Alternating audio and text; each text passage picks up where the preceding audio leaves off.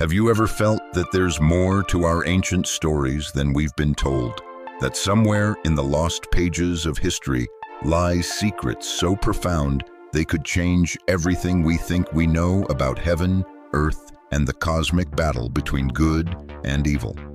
Tonight, we journey into one such story, a narrative so powerful it was considered scripture for centuries, only to be largely hidden from the modern world. We will walk with a man who was so close to God that he was taken into the heavens, a man who saw the rebellion of angels, the birth of giants, and the very blueprint of our salvation. This is a story of divine secrets, terrifying judgments, and a promise of ultimate restoration that echoes through the ages. Prepare yourself, because the revelations in this account are not for the faint of heart, and the conclusion will be more surprising than you can possibly imagine. Before we open this forbidden book, let us know you're with us on this journey. In the comments below, tell us what city or country you're listening from and what time it is for you right now. Let's see how far this ancient message reaches across the globe. In an age long before the great floodwaters rose to cleanse the earth, there lived a man whose very existence was a testament to the profound intimacy possible between the Creator and his creation. This man walked a path of such unwavering righteousness, his footsteps echoing in both the physical and spiritual realms, that his life became a living bridge between the terrestrial and the divine. This man was Enoch, the seventh in the lineage from Adam, a soul whose purity and devotion captured the very eye of the Almighty. While other mortals were destined to taste the sting of death, Enoch was set apart, chosen by God for a mission that transcended the boundaries of ordinary human experience. He was to be a witness, a scribe, a messenger. He was destined to gaze upon the cosmic mysteries that even the angels held secret, to traverse realms far beyond the grasp of human comprehension, and to become the Lord's emissary between worlds. His extraordinary saga begins not with a whisper, but with a divine summons, a celestial calling that would not only reshape his own destiny, but would also pull back the curtain on the grand cosmic drama unfolding just beyond the veil of our mortal existence. In the inaugural chapter of his Book of Revelation, Enoch himself describes this phenomenal calling. These are the blessings of Enoch, with which he blessed the elect and the righteous, who will be living in the day of tribulation when all the wicked and godless are to be removed. And he took up his parable and said, Enoch, a righteous man whose eyes were opened by God, saw the vision of the Holy One in the heavens, which the angels showed me. And from them I heard everything. And from them I understood as I saw, but not for this generation, but for a remote one which is for to come. God opened Enoch's spiritual eyes in a way no mortal had ever before experienced. Suddenly, the demarcation between the physical world and the spiritual realm dissolved before him. The angels were not distant, enigmatic beings, but became his personal guides and instructors. These celestial emissaries guided him through what he would later describe as the seven heavens, each one more glorious and more terrifying than the last. As Enoch ascended through these celestial spheres, he encountered the angelic guardians who had watched over creation since its inception. These were not the fallen ones who would later bring corruption to the earth, but the faithful servants of the Most High who had maintained their sacred stations.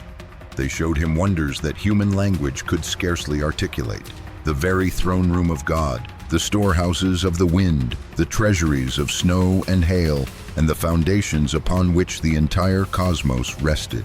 The angels spoke to Enoch not in riddles or parables, but with crystalline clarity about the things that were, the things that are, and the things that are yet to come.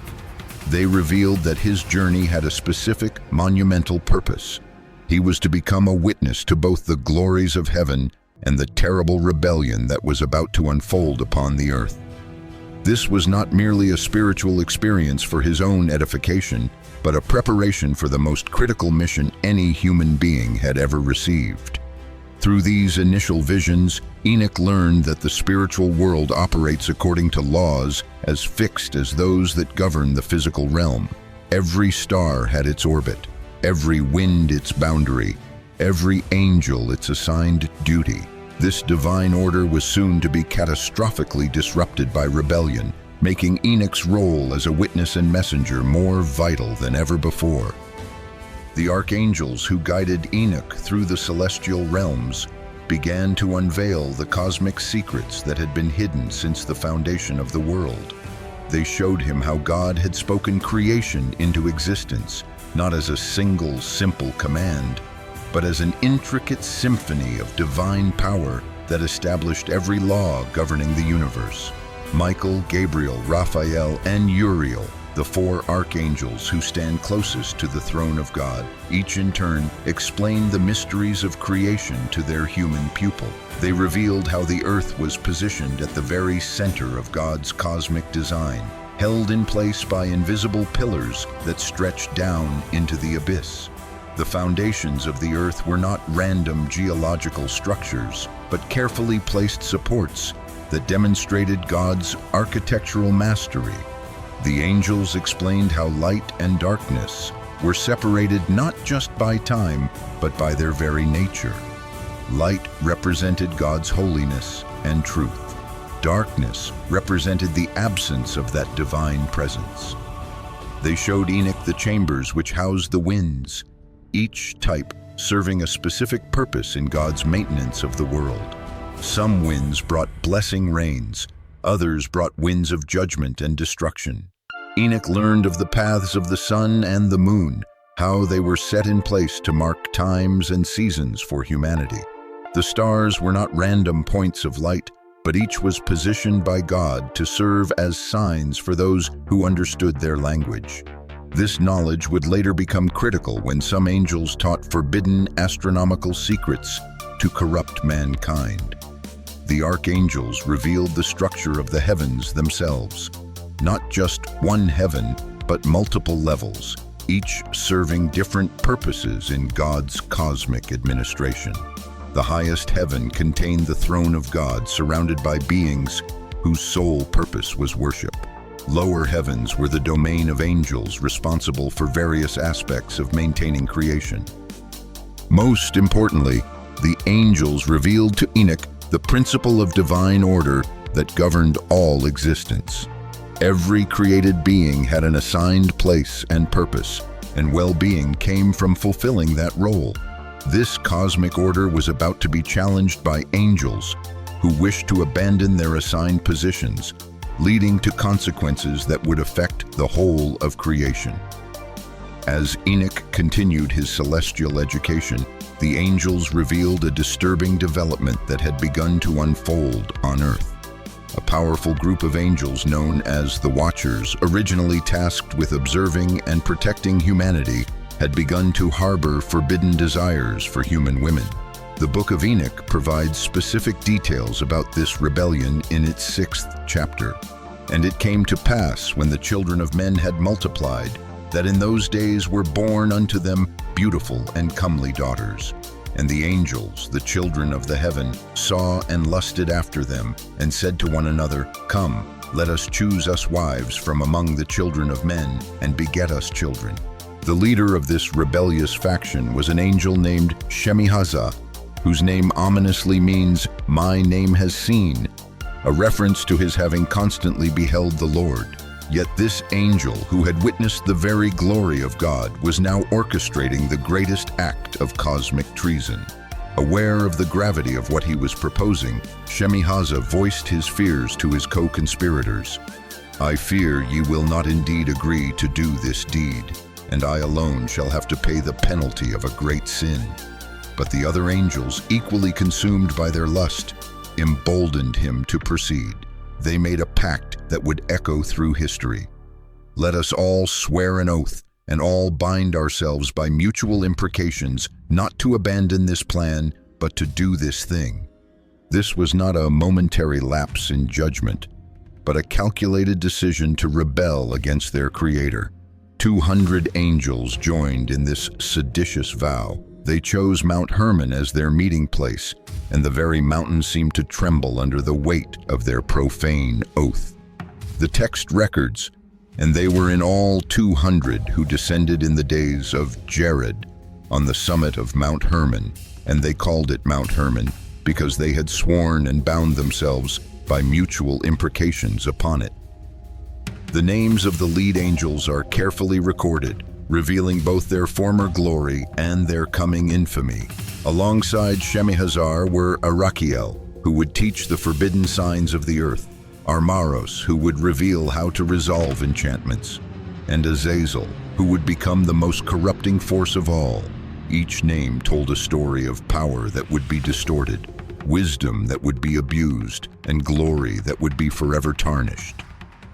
This rebellion represented more than just sexual impropriety.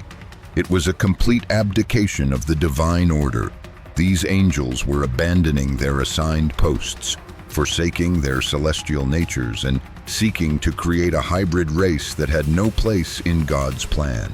The consequences would prove to be catastrophic for both heaven and earth. The unholy union between the fallen watchers and human women produced offspring that defied the natural order of creation. These beings, known as the Nephilim, or giants, represented a corruption of both angelic and human nature. Their very existence was an abomination that would unleash violence and chaos upon the entire world.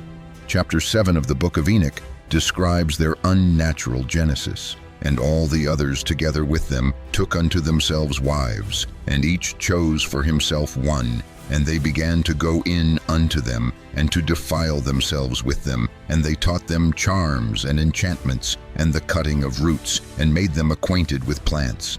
And they became pregnant, and they bare great giants, whose height was 3,000 ells. These giants were not merely tall humans. They were beings of a size and appetite that dwarfed anything the world had ever seen. 3,000 ells would make them approximately 4,500 feet tall. While some scholars argue this may be a scribal error, and they were perhaps 300 cubits, this would still make them giants of enormous proportions. Regardless of their exact height, they were creatures whose physical presence dominated the landscape, but their size was only the beginning of the problem. The giants possessed appetites that matched their colossal frames, who consumed all the acquisitions of men, and when men could no longer sustain them, the giants turned against them and devoured mankind. What had begun as supernatural beings living amongst men quickly morphed into predators, consuming their human neighbors.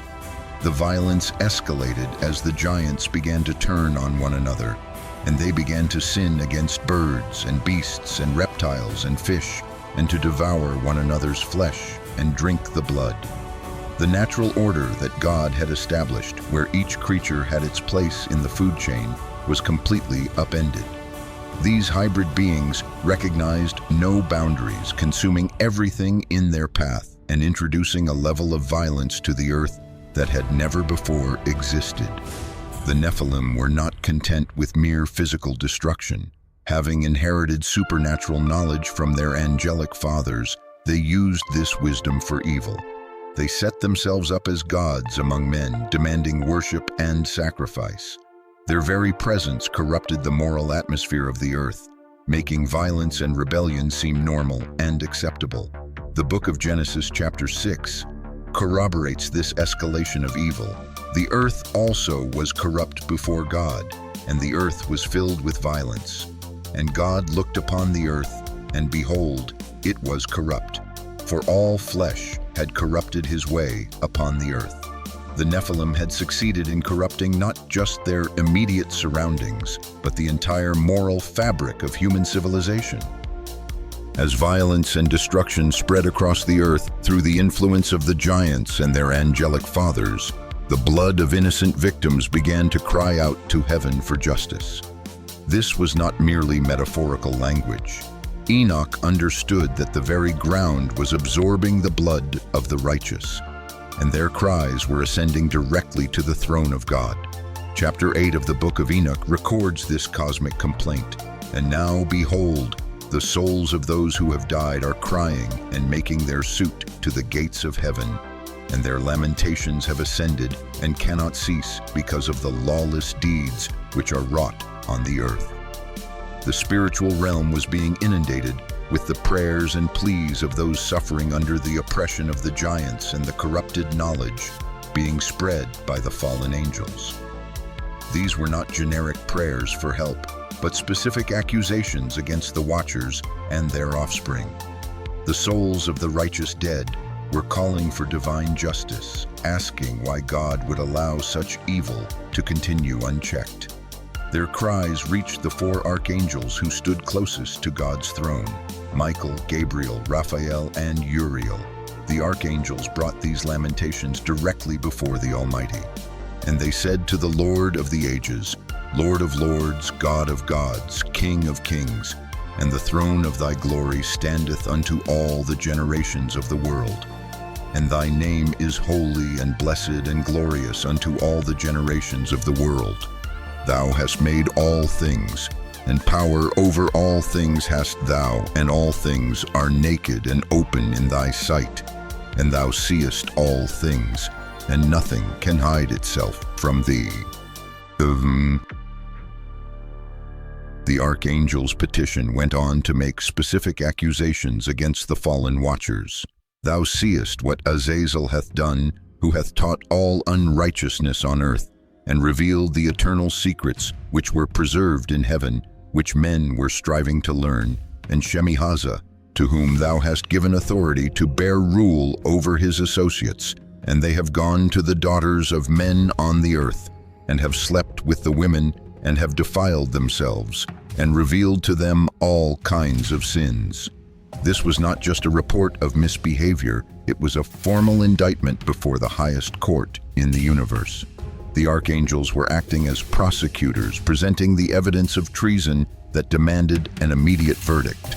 They pointed out that the fallen angels had not only sinned themselves, but had corrupted the entire human race by disseminating forbidden knowledge. The intercession of the archangels demonstrates that even in the face of rebellion and chaos, God's system of justice continues to operate. The cries of the oppressed were not falling on deaf ears, but were being heard, recorded, and prepared for the final judgment. Justice was coming, though it might seem slow from an earthly perspective.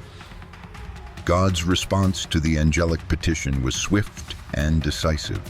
Rather than allowing the corruption to spread further, the Almighty issued specific judgments against each of the main perpetrators. These were not random punishments, but carefully calculated consequences, designed to address the immediate crisis and set a precedent for all future rebellion. To the Archangel Raphael, God gave specific instructions regarding Azazel, who had become the primary teacher of forbidden knowledge. And again, the Lord said to Raphael, Bind Azazel hand and foot, and cast him into the darkness, and make an opening in the desert, which is in Dudale, and cast him therein, and place upon him rough and jagged rocks, and cover him with darkness, and let him abide there forever, and cover his face that he may not see light. This punishment was designed to be the reverse of everything Azazel had done. The one who revealed hidden knowledge would himself be hidden. The one who brought forbidden light to humanity would be covered in eternal darkness. The rough and jagged rocks would make his confinement not just an imprisonment, but a constant torture.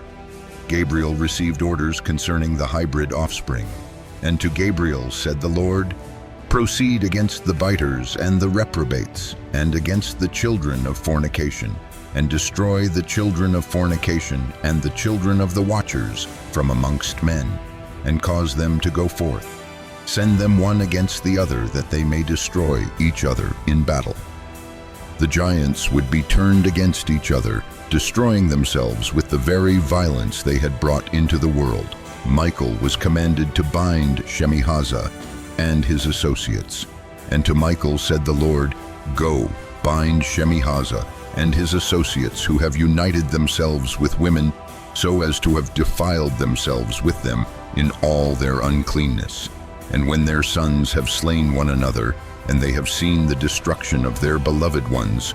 Bind them fast for 70 generations in the valleys of the earth, till the day of their judgment and of their consummation, till the judgment that is forever and ever is consummated.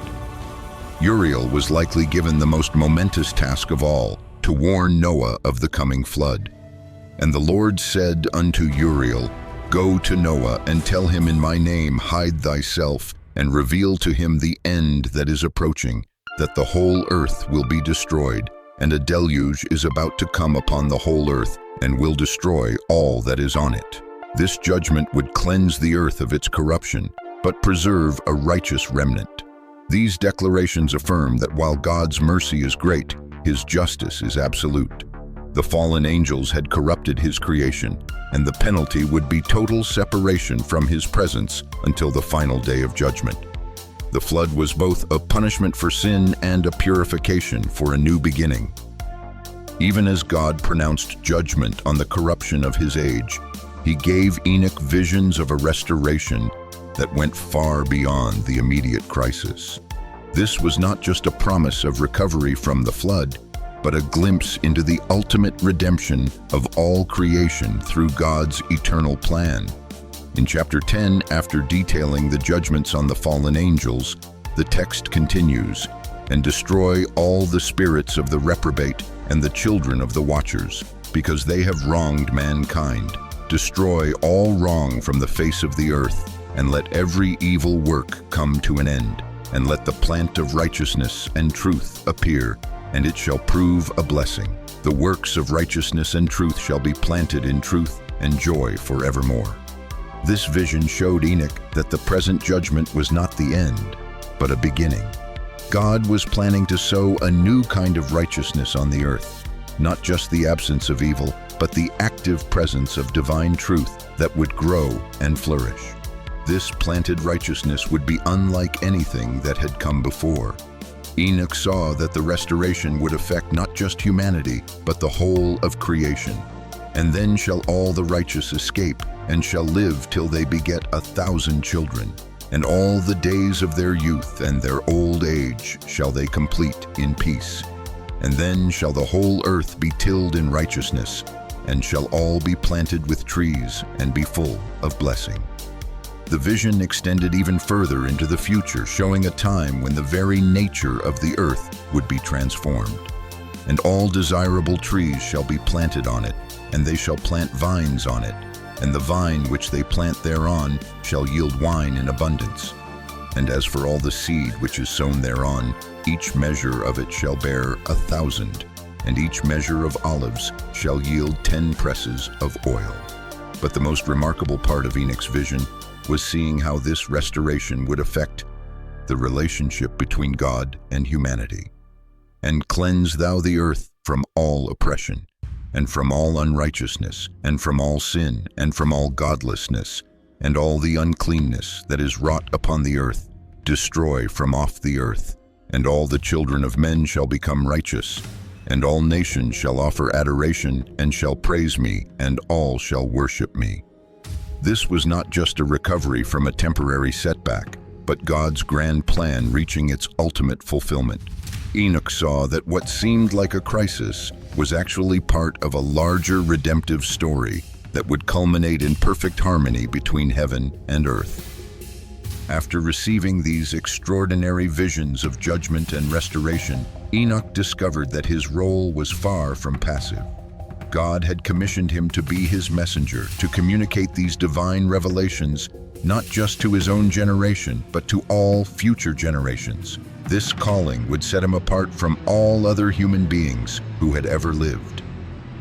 Chapter 12 begins with Enoch's formal inauguration. Before these things, Enoch was hidden, and no one of the children of men knew where he was hidden and where he abode and what had become of him. And his activities had to do with the watchers, and his days were with the holy ones.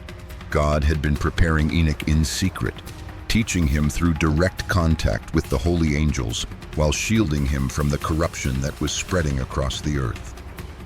The fallen watchers, recognizing Enoch's special relationship with God, came to him with a desperate plea.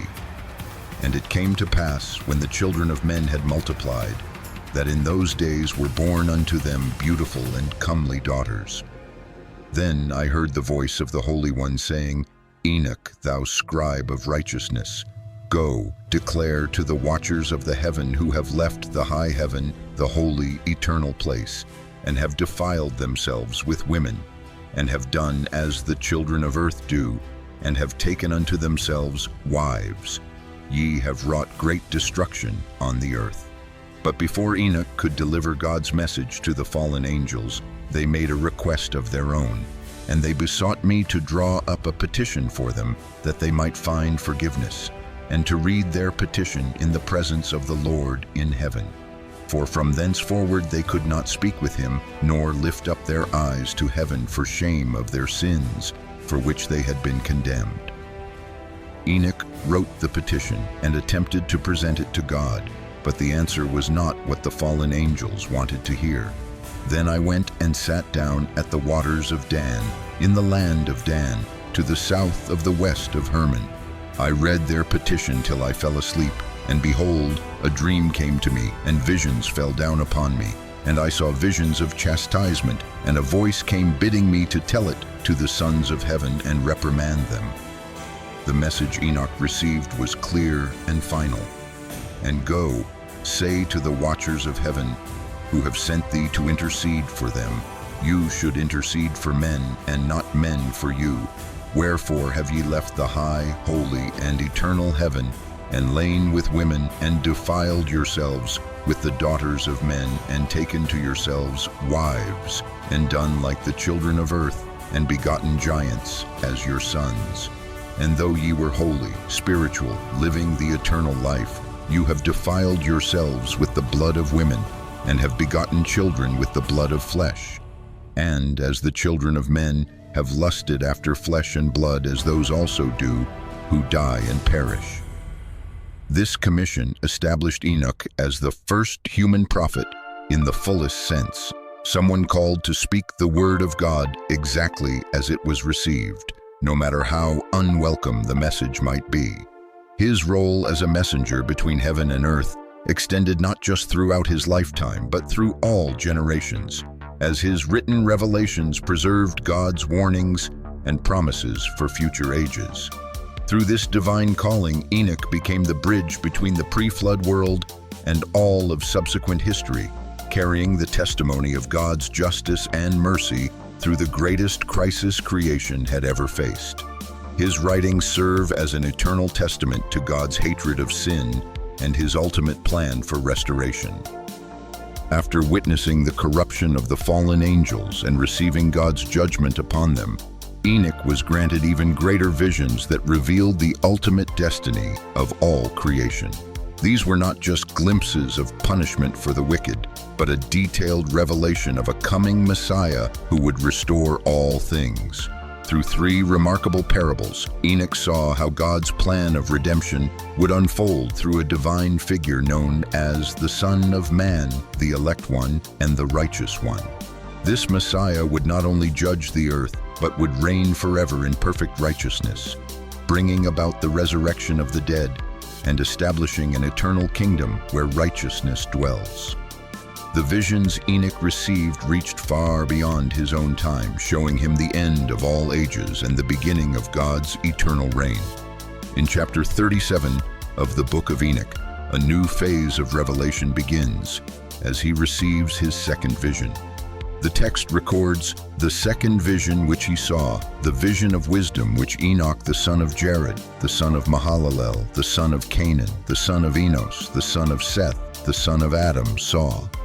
This was not just another spiritual experience, but the beginning of the famous parables of Enoch, in which the mysteries of the Messianic kingdom would be revealed in extraordinary detail. Enoch was taken up into the heavens, where he witnessed the preparations for a global day of judgment. What he saw surpassed anything human eyes had ever beheld. At the center of it all was a majestic figure described in chapter 47. And the head of days sat on the throne of his glory, and the angels and the righteous stood around him. The throne of God was not merely a seat of authority, but the cosmic center from which all justice emanated. Enoch observed that this throne was surrounded by thousands upon thousands of angels, each in perfect order and reverence. The atmosphere was charged with solemn expectation, as if the whole of creation was holding its breath for the moment when the final judgment would unfold. This vision demonstrated that God had been preparing for this day since the foundation of the world. Every wrong that had ever been committed, every cry of the oppressed that had reached heaven, every act of rebellion against the divine order, all of it was about to be addressed with perfect justice. The Ancient of Days was not acting in haste or anger, but with the deliberate precision of one who had planned every detail of redemption from eternity past. Enoch saw that this was not just about punishment, but about the complete restoration of divine order. The chaos that had entered creation through the rebellion of angels and the corruption of humanity was about to be rectified forever. The throne room of God was the command center for the most important operation in cosmic history. As Enoch continued to observe the heavenly court, his attention was drawn to another figure of immense significance. Chapter 46 provides the crucial details. And there I saw one who had a head of days, and his head was white like wool, and with him was another being whose countenance had the appearance of a man, and his face was full of graciousness, like one of the holy angels. This second figure was not merely an angel or a heavenly being, but one who possessed both divine and human characteristics. When Enoch asked his angelic guide about this mysterious person, the answer changed his understanding of God's eternal plan. The guide explained, "This is the Son of Man, who hath righteousness, with whom dwelleth righteousness, and who revealeth all the treasures of that which is hidden." The Son of Man was not a created being who had earned his status through good works or faithful service. Instead, chapter 48 reveals his eternal nature.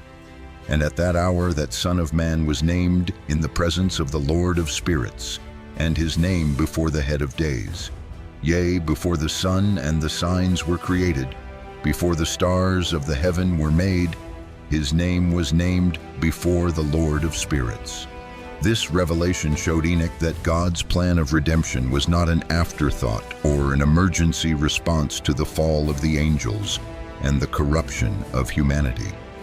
Before the first star was hung in the sky or the first day dawned, the Son of Man was chosen and prepared for his role as judge and savior. His very existence bridged the gap between heaven and earth, between God's justice and humanity's need. The Son of Man possessed attributes that belonged to God alone, yet he was also described in terms that related to humanity. This was not a contradiction, but the perfect solution to the cosmic problem of sin and rebellion. Only one who was fully divine could execute perfect justice, yet only one who understood human nature could show appropriate mercy. Chapter 49 further describes him. For he is mighty in all the secrets of righteousness, and unrighteousness shall disappear as a shadow, and have no continuance, because the elect one standeth before the Lord of spirits, and his glory is forever and ever, and his might unto all generations. One of the most stunning revelations Enoch received concerned what would happen to those who had died in faith before the Son of Man's arrival. Chapter 51 addresses this directly. And in those days shall the earth also give back that which has been entrusted to it, and Sheol also shall give back that which it has received, and hell shall give back that which it owes. This was not speaking metaphorically of a spiritual awakening or a symbolic rebirth.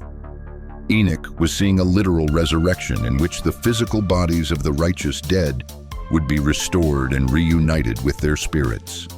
The text continues, "For in those days the elect one shall arise, and he shall choose the righteous and holy from among them, for the day has drawn nigh that they should be saved."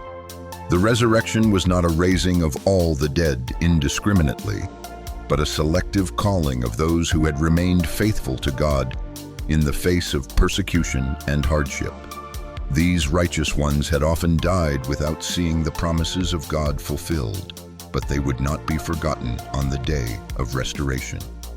Chapter 51 provides more detail. And the earth shall give up those who are treasured upon it, and Sheol shall give up those who are treasured in it. And the righteous and elect ones shall be saved, and they shall see corruption no more. The resurrection would reverse the effects of death. Those who had suffered physical decay in the grave would be raised with bodies that would never again experience corruption, disease, or death.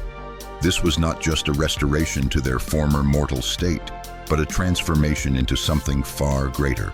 The process would be overseen by the Son of Man himself, ensuring that not a single righteous person was overlooked or forgotten. Every grave would give up its treasure. Every hidden resting place would yield its sacred deposit. The death that had seemed so final and tragic would be revealed as nothing more than a temporary sleep before the great awakening. This resurrection would serve as a vindication for all who had trusted in God's promises despite not seeing their immediate fulfillment. Their faith would be proven right, their suffering would be proven meaningful, and their loyalty would be rewarded beyond anything they could have imagined in their earthly lives. While the righteous would be resurrected and blessed, Enoch saw a very different fate awaiting the powerful who had oppressed God's people. Chapter 62 describes their terror, and the kings and the mighty and all who possess the earth shall bless and glorify and extol him who rules over all who was hidden. The revelation of the Son of Man would strike fear into the hearts of the world's rulers who thought they were beyond accountability. These kings and mighty men had used their power to crush the innocent, to accumulate wealth through oppression, and to exalt themselves as gods among men. They assumed their reign would last forever. But chapter 62 continues with their shocked realization. For from the beginning the Son of Man was hidden, and the Most High preserved him in the presence of his might, and revealed him to the elect. The rulers would realize that there had always been a higher authority whom they had failed to acknowledge. Their reaction would be one of desperate terror, as the text describes, and pain shall come upon them as on a woman in travail, and they shall be in pain when they see that Son of Man sitting on the throne of his glory. The mere sight of divine justice would be enough to cause them unbearable anguish. The judgment would not be arbitrary or cruel, but perfectly suited to their crimes. Those who had shown no mercy would receive none. Those who had lived in luxury while others suffered would be made to experience the full weight of their own selfishness. Those who had worshipped power would see true power and understand their own insignificance. Chapter 63 records their futile lament, and they shall speak one to another. Our souls are full of unrighteous gain, but it does not prevent us from descending into the flame of the torment of Sheol. They would finally understand that all their earthly accumulations meant nothing before the justice of God. The judgment of the mighty would serve as a great cosmic reversal, where the last would become first and the first would become last. Every injustice would be righted, every abuse of power would be punished, and the true order of creation would be restored. Following the judgment of the wicked, Enoch witnessed a complete transformation of the earth itself. Chapter 45 describes this process.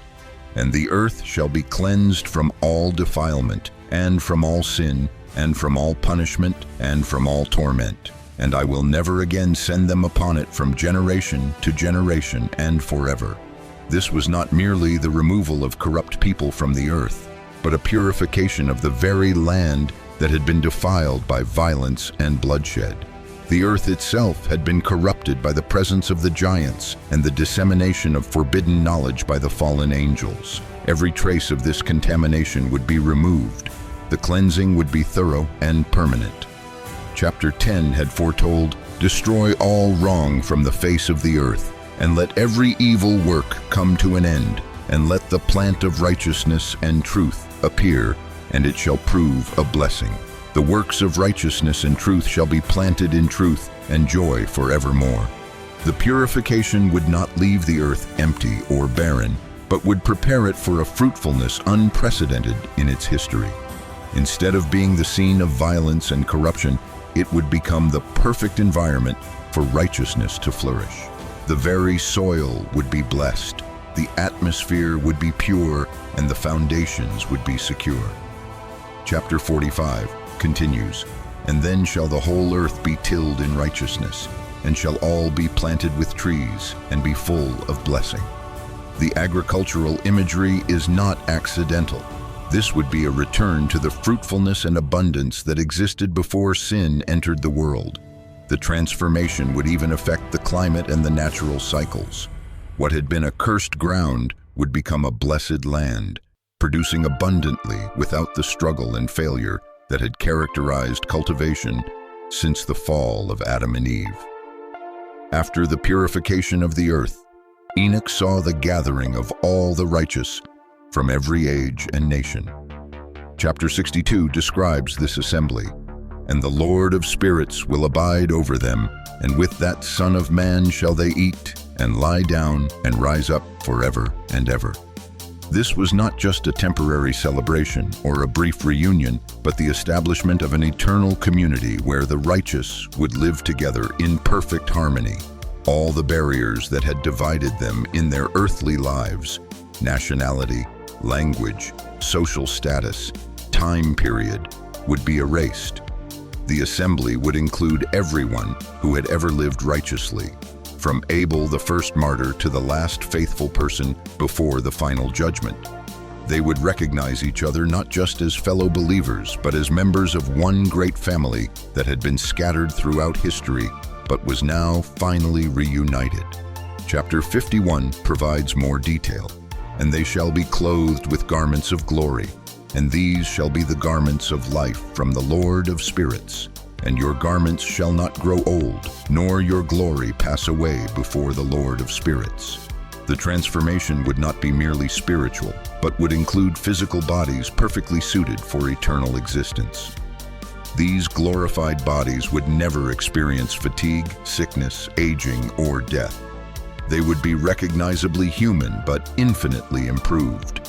The assembly would exist in perfect communion with the Son of Man himself. There would no longer be any separation between heaven and earth, no barrier between the divine and the human. The original purpose of creation for God to dwell with his people would finally be fulfilled. The unity among the elect would be complete and eternal. All the conflicts, misunderstandings, and divisions that had plagued human relationships would be resolved in the light of perfect truth and love. The culmination of all of Enoch's visions was the establishment of the Messiah's eternal kingdom.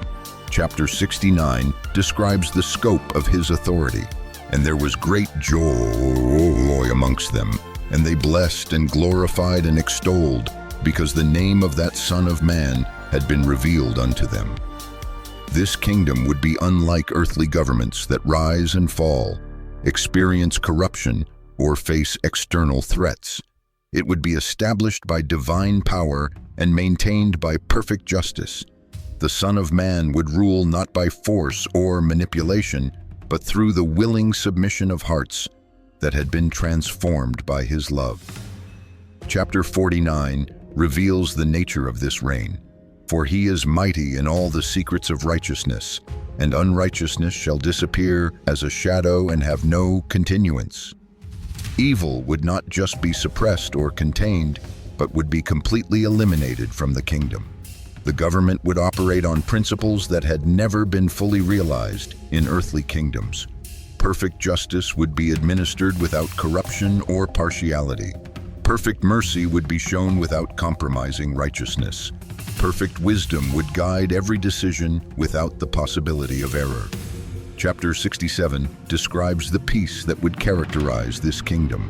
"And in those days the angels shall return and hurl themselves to the east upon the Parthians and Medes. They shall stir up the kings so that a spirit of unrest will come upon them, and they shall rouse them from their thrones." But this would be the final unrest before eternal peace. The kingdom would be truly eternal, with no end or succession. There would be no need for elections, revolutions, or changes of administration because the perfect ruler would reign forever. His kingdom would never decline, never face internal rebellion, and never be conquered by an outside enemy. All of creation would find its ultimate purpose and fulfillment within this kingdom, where righteousness would dwell forevermore. In the final revelations of the parables, Enoch learned of the complete knowledge that would be granted to the righteous in the eternal kingdom. Chapter 46 speaks of the Son of Man as the one who revealeth all the treasures of that which is hidden. Throughout history, human knowledge has been limited and often distorted. The fallen angels taught forbidden knowledge that led to destruction, while much beneficial knowledge remained hidden from human understanding. In the kingdom, all truth would be revealed without danger or distortion. The righteous would understand the full scope of God's plan from creation to consummation. Every question that had perplexed them in their earthly lives would be answered. Every mystery that had seemed unsolvable would be made clear. Every apparent contradiction in God's dealings would be resolved. Chapter 48 describes this revelation. And he shall be a light of the Gentiles, and the hope of those who are troubled of heart. The knowledge would not be merely an intellectual satisfaction, but would bring a perfect understanding of God's love and justice. Wisdom would not be given incrementally or partially as it is on earth, but would be complete and immediate. The righteous would have the mental capacity to receive and process infinite truth without being overwhelmed or confused. Chapter 69 concludes, "And wisdom is poured out like water, and glory faileth not before him forever and ever." This wisdom would be like an inexhaustible spring, always fresh, always abundant, and always perfectly suited to every need and situation. The revelation of full truth would be one of the greatest joys of the eternal kingdom, satisfying the deepest longings of every heart that had sought to understand God's ways through the trials and mysteries of earthly existence. As Enoch's prophetic visions reached their climax, he was shown the final chapter of human history, the time when heaven and earth would converge in the most dramatic events ever witnessed. These were not abstract, distant concepts, but vivid revelations of how God would bring all things to their appointed end. The visions revealed the specific signs that would herald the imminent arrival of the final judgment, the cosmic disturbances that would shake the very foundations of creation, and the ultimate moment when the heavens themselves would be torn open to reveal the Son of Man in all his glory. Through these final revelations, Enoch saw how every promise of God would be fulfilled, every injustice would be rectified, and every faithful heart would be vindicated in the great consummation of all ages. In chapter 80 of his prophecy, Enoch received alarming visions of the breakdown of celestial order that would signal the arrival of the final age. The text records, "And in the days of the sinners the years shall be shortened, and their seed shall be tardy on their lands and fields, and all things on the earth shall alter, and shall not appear in their time." This was not just poetic language about difficult times, but literal descriptions of how the fundamental laws governing creation would begin to break down. The sun, moon, and stars, which had maintained their courses since creation, would begin to deviate from their appointed paths. What had been reliable and predictable for millennia would become chaotic and erratic. Chapter 78 provides more specifics. "And many chiefs of the stars shall transgress the order prescribed, and these shall alter their orbits and tasks, and not appear at the seasons prescribed to them." The stars, which had served as signs for seasons, navigation, and timekeeping, would no longer function according to their original design. The disruption would not be gradual or subtle, but dramatic enough for everyone on Earth to notice. People who had depended on the celestial movements for agriculture, travel, and religious observances would find themselves confused and disoriented. The very foundation of their understanding of how the world worked would be shaken. Chapter 80 continues, and the whole order of the stars shall be concealed from the sinners, and the thoughts of those on the earth shall err concerning them, and they shall be altered from all their ways. Yea, they shall err and take them to be gods. The cosmic disruption would have spiritual consequences as well as physical ones. As people lost their understanding of the natural order, they would turn to false explanations and idolatry. The breakdown of creation's harmony would lead to a breakdown of truth itself among those who had rejected God. These heavenly signs would not be random cosmic accidents, but deliberate signals from the Creator that the end of the current age was approaching. Just as Noah was warned of the coming flood, the breakdown of celestial order would serve as a warning to prepare for even greater changes ahead. While the heavens were in disarray, Enoch saw that the earth itself would experience unprecedented upheavals. Chapter 83 describes his vision. And I saw in a vision how the heavens collapsed and were borne off and fell to the earth. This represented not just physical disasters, but a complete breakdown of the barrier between the spiritual and physical worlds. Earthquakes would increase in frequency and magnitude beyond anything previously recorded. Chapter 60 describes, and the earth shall be shaken and rent asunder, and the high mountains shall be brought low, and the hills shall melt like wax before the flame. These would not be isolated natural disasters, but part of a global transformation that would reshape the entire planet. The weather patterns that had been relatively stable throughout human history would become chaotic and destructive. Storms would rage with unparalleled force, floods would devastate regions that had never experienced them, and droughts would afflict areas that had always been fertile. The predictable cycles of rain and sun that made agriculture possible would be disrupted. Chapter 100 provides more detail. And in those days the barren mother shall be more than the mother of children, and the goodly land shall become desolate, and the goodly olive tree shall become barren. The earth's ability to sustain life would diminish as the natural systems collapsed under the weight of God's judgment. Plagues and pestilences would spread with unprecedented speed and severity. Conditions that were once easily treatable would become life-threatening, and new diseases would emerge that would baffle medical knowledge. The air and water would become polluted in ways that threatened all living things. But these earthly signs would not affect everyone equally. Chapter 96 reveals, and the righteous shall not fear the wicked, for God will again deliver the righteous into their hands, that they may execute judgment on them. The faithful would be supernaturally protected, even as chaos reigned around them. The purpose of these earthly upheavals was not just punitive, but was intended to separate those who truly trusted in God from those who relied on earthly security. As every human system failed, only those with genuine faith would find peace and protection. Among the most disturbing visions Enoch received were those that showed the spiritual condition of humanity in the last days. Chapter 91 describes this period. And after that there shall be another, the 8th week, that of righteousness. And a sword shall be given to it, that a righteous judgment may be executed on the oppressors, and sinners shall be delivered into the hands of the righteous.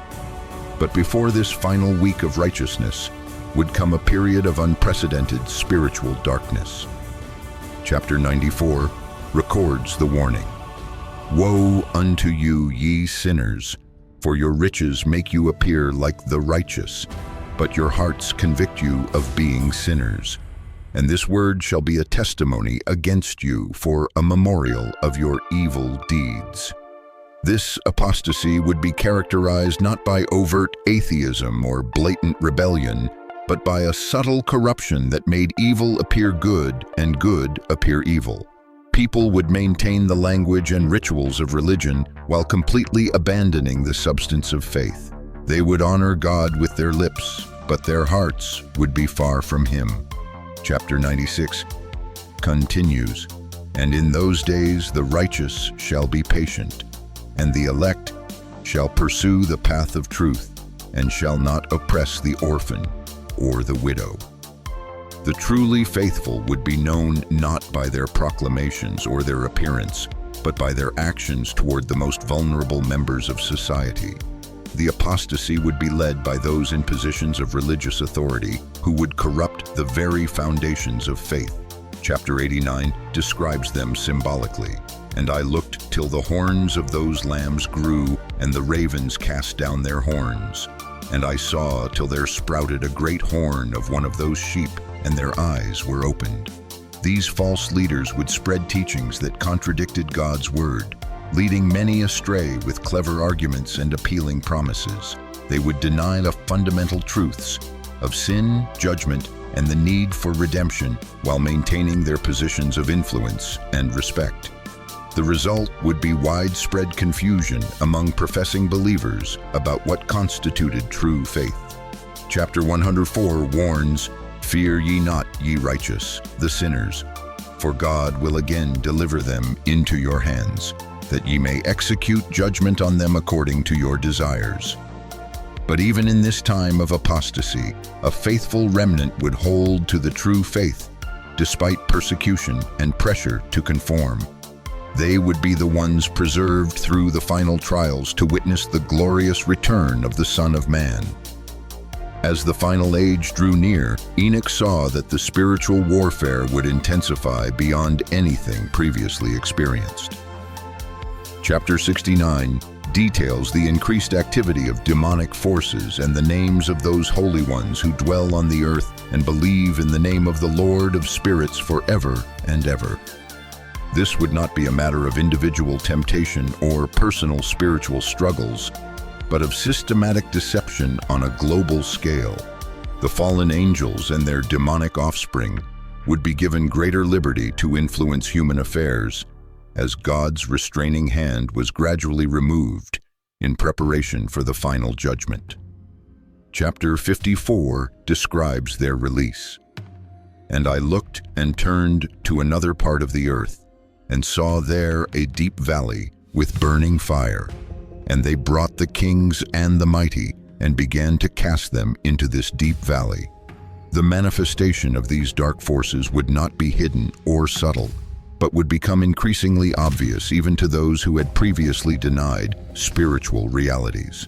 Great signs and wonders would be performed to deceive many, leading them to believe that supernatural power was validating false teachings and corrupt leaders. The record in chapter 65 states, "In those days Noah saw the earth, that it had sunk down, and its destruction was nigh. And he arose from thence, and went to the ends of the earth, and cried aloud to his grandfather Enoch." The spiritual darkness would be accompanied by an increase in violence and immorality that would exceed even the conditions before the flood. Human behavior would become increasingly brutal as people gave themselves over to their basest instincts without restraint. But the manifestation of dark forces would also serve God's purpose by revealing the true nature of evil and the ultimate powerlessness of Satan before God's authority.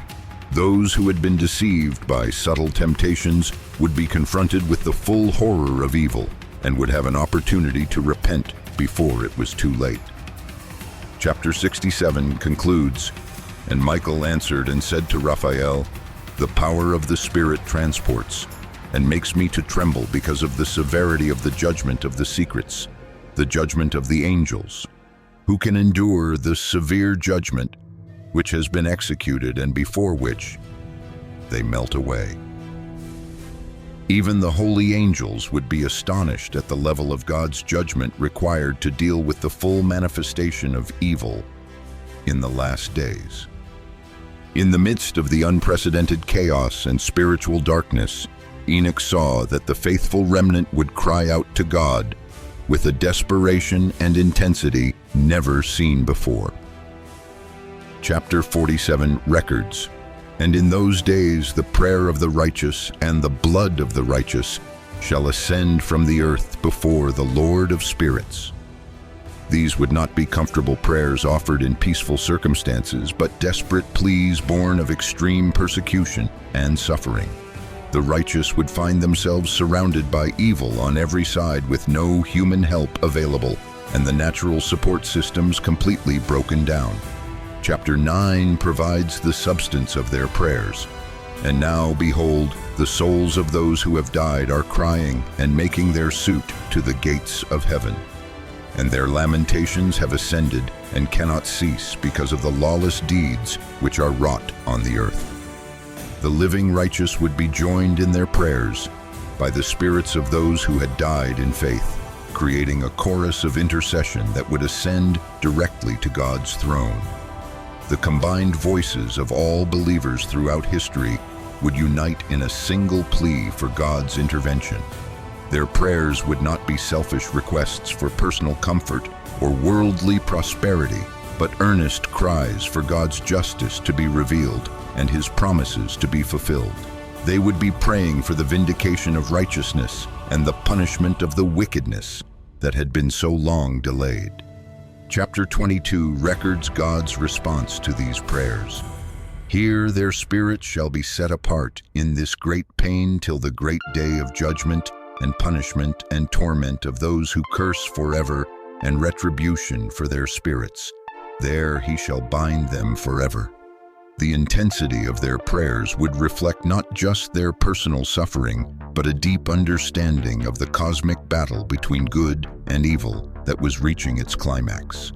They would be praying with the full knowledge that the fate of creation itself hung in the balance. Chapter 103 offers encouragement. Be hopeful, for aforetime ye were put to shame through ill and affliction, but now ye shall shine as the lights of heaven.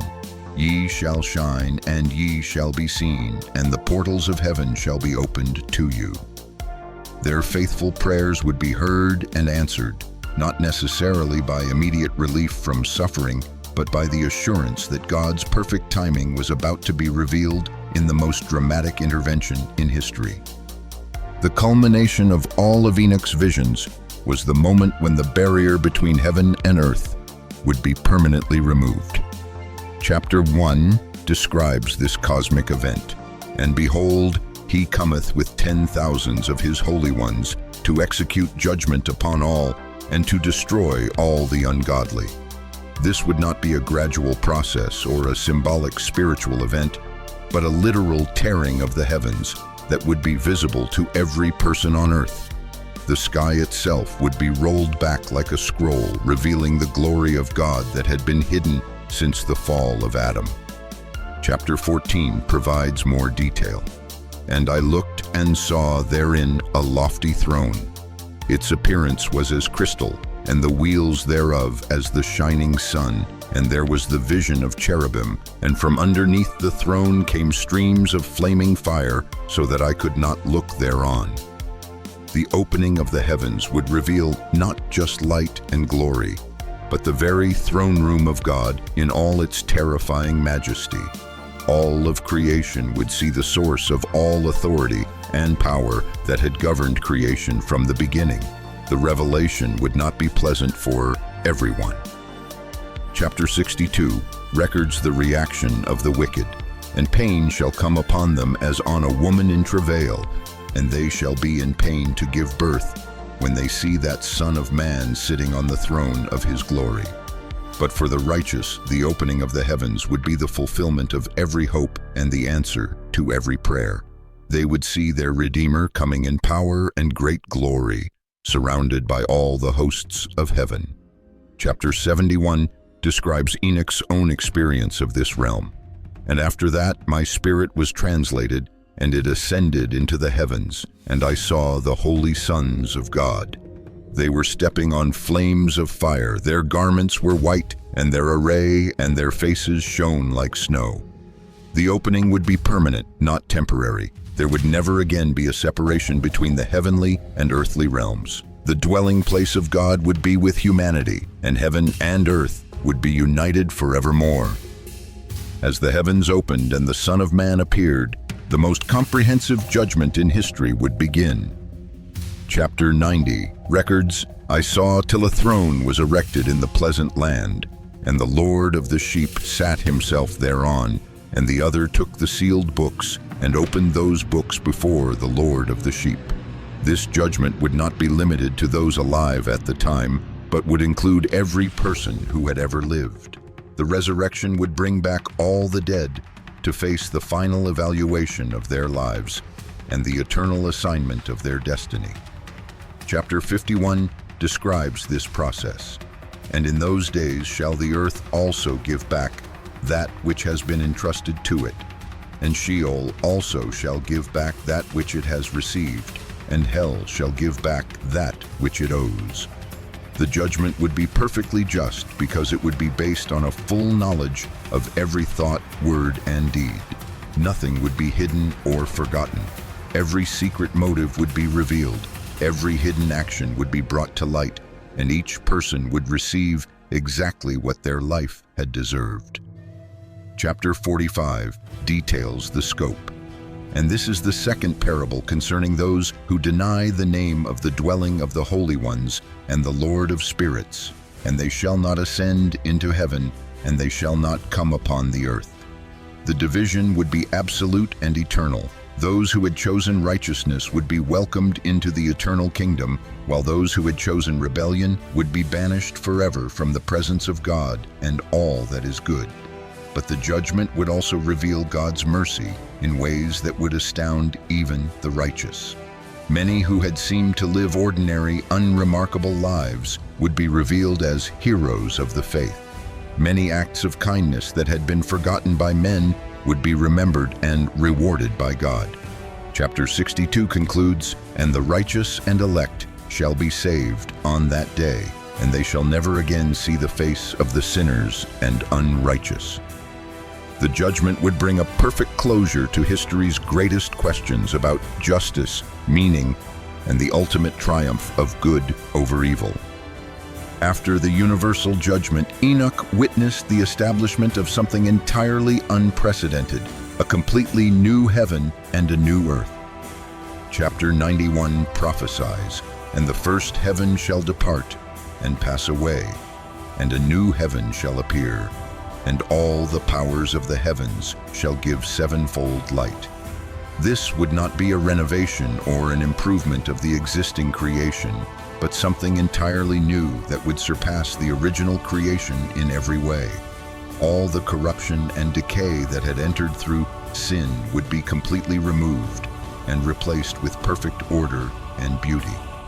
Chapter 45 describes the transformation. And it shall come to pass in those days that the elect and holy children will descend from the high heavens, and their seed will become one with the children of men. The new creation would be the permanent dwelling place of both God and redeemed humanity. There would no longer be any separation between the sacred and the secular, no distinction between heaven and earth. Everything would be holy because everything would be permeated with the presence of God. Chapter 10 provides more detail. And then shall the whole earth be tilled in righteousness, and shall all be planted with trees, and be full of blessing. And all desirable trees shall be planted on it, and they shall plant vines on it. And the vine which they plant thereon shall yield wine in abundance. The new earth would be incredibly fertile and beautiful, surpassing even the Garden of Eden in its fruitfulness and perfection. Every tree would flourish, every harvest would be bountiful, and every aspect of the environment would contribute to joy and satisfaction. Chapter 58 concludes, and the righteous shall be awake, and knowledge and understanding and wisdom shall be given unto them. The inhabitants of the new world would have perfect knowledge and understanding, never again struggling with ignorance, confusion, or error. The new creation would be eternal and unchanging, never subject to decay, disaster, or disappointment. It would be the complete fulfillment of every hope and dream that had sustained the faithful through all the trials of the old creation. Through these final visions, Enoch saw that every tear would be wiped away, every wrong would be made right, and every promise of God would be fulfilled in ways that exceeded the greatest expectations of faith. As we come to the end of this incredible journey through the prophetic visions of Enoch, we are left in awe at the scope and majesty of what this one righteous man was permitted to witness. From his first glimpse into the heavenly realms to his final visions of the new creation, Enoch saw the entire story of God's plan for humanity, a story that stretches from the corruption of the Watchers to the final triumph of righteousness. These are not just ancient tales or myths, but powerful revelations that have direct implications for our world today. The signs that Enoch saw, the breakdown of the natural order, the rise of violence and corruption, the apostasy of the latter days, are unfolding before our very eyes. The cosmic battle between good and evil that he witnessed is still being waged, and each of us must choose which side we will serve. But perhaps most importantly, Enoch's visions give us hope. They show us that no matter how dark the world may become, no matter how powerful evil may seem, God's plan will ultimately prevail. The Son of Man will return, justice will be established, and those who have remained faithful will inherit an eternal kingdom that is beyond anything we can imagine. The day will come when the heavens are torn open, when every knee will bow, and when every tongue will confess that righteousness has triumphed. The question is, will you be ready? Will you be counted among the elect who walk with God? Or will you be among those who are caught unprepared when that great day arrives? The message of Enoch to us across the centuries is clear. The time to choose is now. The time to repent is today. The time to align our lives with God's eternal purposes is while we still have breath in our bodies. If this incredible journey through the Book of Enoch has opened your eyes to truths you've never seen before, if it has stirred in you a desire to seek God more earnestly, then don't keep this revelation to yourself. Share this video with your friends and your family. Help others discover these amazing prophecies that were hidden for so long but are now being revealed in these last days. We urge you to subscribe to our channel and click the notification bell so you don't miss future revelations from God's Word. There are so many more mysteries to uncover, so many more prophecies to understand, and so many more truths that can change your understanding of God's plan for your life. The grand vision of Enoch is not just ancient history. It is your future. It is the destiny that awaits every person who chooses to walk in righteousness and faithfulness. Do not let this moment pass without making a decision for eternity. Subscribe now, share this video, and join us as we continue to explore the depths of God's prophetic word. Your eternal destiny could depend on the choice you make today.